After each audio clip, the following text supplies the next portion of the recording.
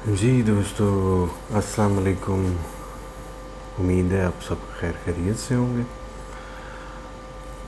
कल हम डिस्कस कर रहे थे पिछले वीडियो में कि ओपिनियंस की इम्पोजिशन के कॉन्सिक्वेंसेस, कि क्या किया मीडिया ने, किस तरह अपनी रेटिंग्स या अपने बेनिफिट के लिए सनसनी का जो एक आंसर था वो हम डिस्कस नहीं कर सके कल। ब्रेकिंग न्यूज़ ज़रूर डिस्कस हुआ। अब वो ब्रेकिंग न्यूज़ पहले वाकई ब्रेकिंग थी, फिर वो नर्व ब्रेकिंग हो गई। तो ब्रेकिंग न्यूज़ कोई बड़ा इवेंट होता है तो ज़रूर उसको ब्रेकिंग न्यूज़ के कोई प्रेसिडेंट सेट होना चाहिए, या कोई जो है वो कई दफ़ा ऐसी ऐसी ब्रेकिंग न्यूज़ देखने को मिली कि उसमें ब्रेक करने वाला कुछ नहीं था। वो ज़्यादा यही फील हुआ कि ठीक है, वही 24 आवर ट्रांसमिशन को शायद क्वालिटी मेंटेन करना बहुत मुश्किल हो जाता है। रियली इट इज़ डिफ़िकल्ट कि इतना कुछ हैपनिंग ना हो। तो चलें उसमें कोई जनरल नॉलेज की कोई चीज़ ही ऐड कर दिया करें, ग्लोबल ना लोकल कोई चीज़ दिखाया करें। अगर कोई ख़बर नहीं है या रेपिटेशन से बहुत बेहतर है कि जो बार बार रिपीट किया जाता है। तो इस सारी खैर अपने मीडिया को भी मैंने देखा, अपने नेबरिंग कंट्री के मीडिया को देखा, तो अपना खैर काफ़ी बेहतर लगा।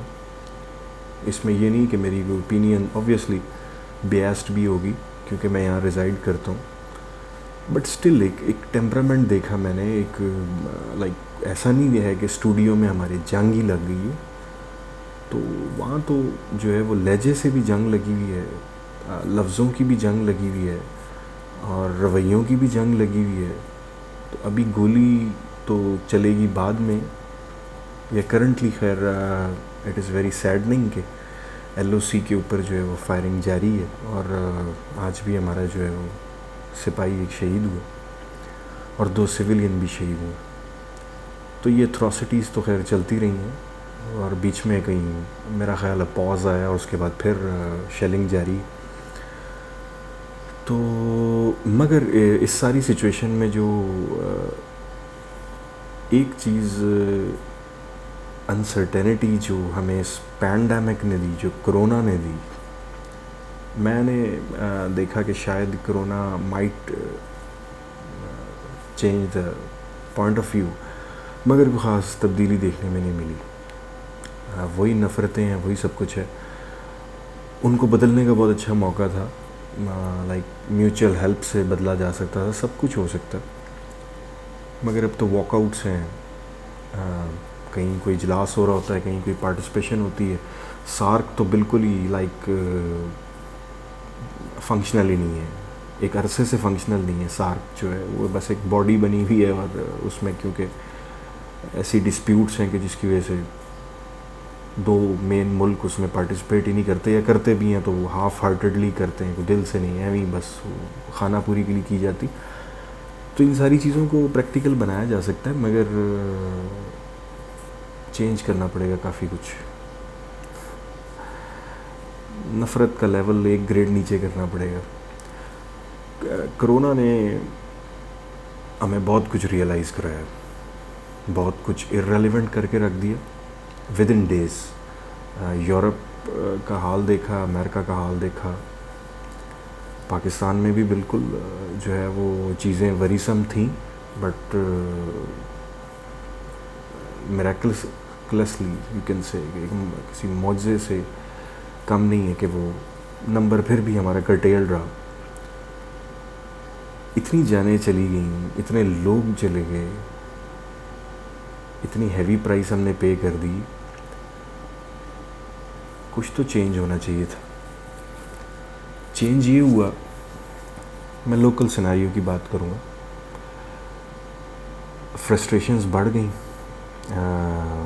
एंग्जाइटी बढ़ गई, साइकेट्रिस्ट्स की OPD बढ़ गई, बहुत से लोग एडअप हो गए। उसमें खैर और भी बहुत सारे फैक्टर्स हैं, मगर फाइनेंशियल अनसर्टेनिटी वाज नंबर 1। लोग जिनको अपने कैरियर्स अगले 20-30 साल की जो प्लानिंग कर चुके थे, वो सारी धरी की धरी रहेगी।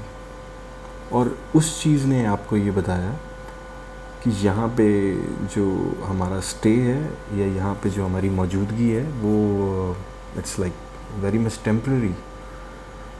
हम तो थोड़े दिनों के मेहमान हैं यहाँ पे, और ये इतने बड़ी बड़ी जो इस्टेब्लिशमेंट्स की हुई हैं हमने, बड़ी कंक्रीट स्ट्रक्चर्स बनाए हुए हैं, और बड़े बड़े दावे थे हमारे कि हम ये कर देंगे, ऐसे करेंगे, वैसे करेंगे। कुछ भी नहीं, औकात ही कुछ नहीं इंसान की। तो ये औकात दिखाई गई है आपके सामने। एविएशन इंडस्ट्री का हाल आपके सामने, और बहुत से बिजनेसेस हैं, मिल्स हैं, फैक्ट्रीज़ हैं जहाँ पे लेबर ओरिएंटेड ज़ाहिर है बिजनेसेस हैं, जहाँ पे ग्रुप ऑफ पीपल जो थे वो काम करते थे और उनको सैलरीज नहीं मिल सकी। इन सारे हालात में भी वो लोग भी सामने आए जिन्होंने कुछ भी साथ ना दिया अपने एम्प्लॉयज़ का, और कुछ ऐसे एम्प्लॉयर सामने आए जो एक स्टेप अहेड गए और उन्होंने कहा ठीक है कोई बात नहीं, मुश्किल वक्त है, but we are not going to leave you, हम आपको रिज़ाइन करने पे मजबूर नहीं करते। बहुत से लोगों को बहुत कुछ पता लगा, मगर ये कि सैडली कुछ ज़्यादा नहीं सीखा हमने। हालांकि बहुत बड़ा सबक है, कि मैं नहीं समझता कि इससे बड़ा जो है वो अनसर्टन हालात कभी हमने देखे।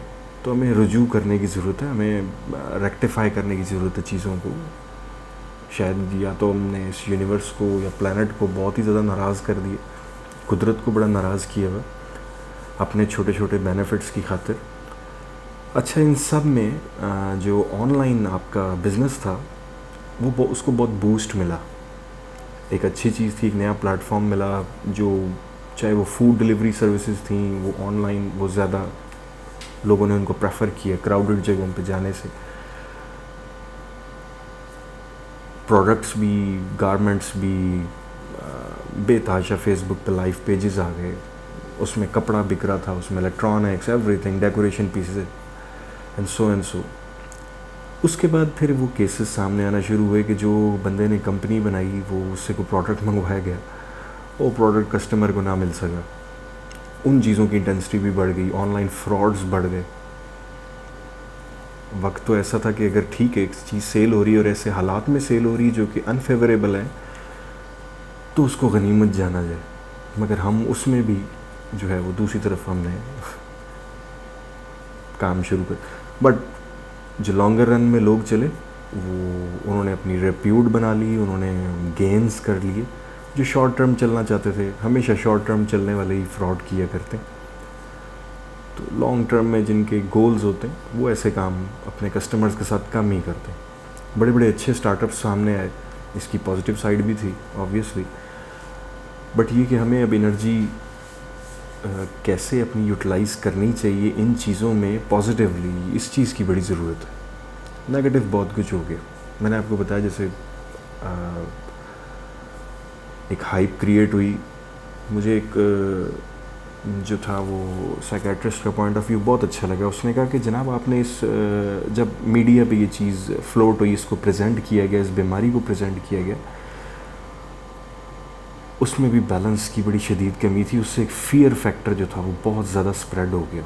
मगर उन साइकेट्रिस्ट की बात मुझे बड़ी अच्छी लगी।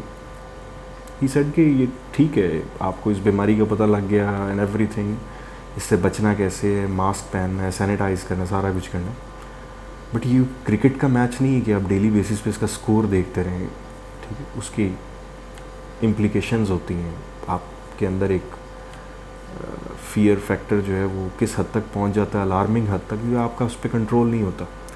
तो ठीक है आप स्टैट्स देख लें, बट एहतियात करें। और अभी सेकेंड वेव की न्यूज़ है, मगर वैक्सीन्स की भी कुछ अच्छी न्यूज़ है। द बेस्ट थिंग इज़ कि वैक्सीन्स कुछ काम स्टेज 3 ट्रायल्स हो रहे हैं। रशिया ने तो इज़ ऑन नंबर 1, उसने तो कर दिया।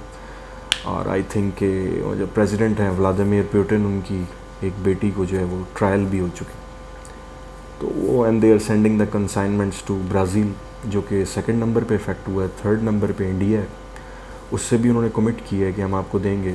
पाकिस्तान का जहाँ तक ताल्लुक़ है, पाकिस्तान से भी कमिटमेंट है उनकी, चाइना की भी कमिटमेंट है, वहाँ के भी स्टेज 3 ट्रायल्स हो रहे हैं।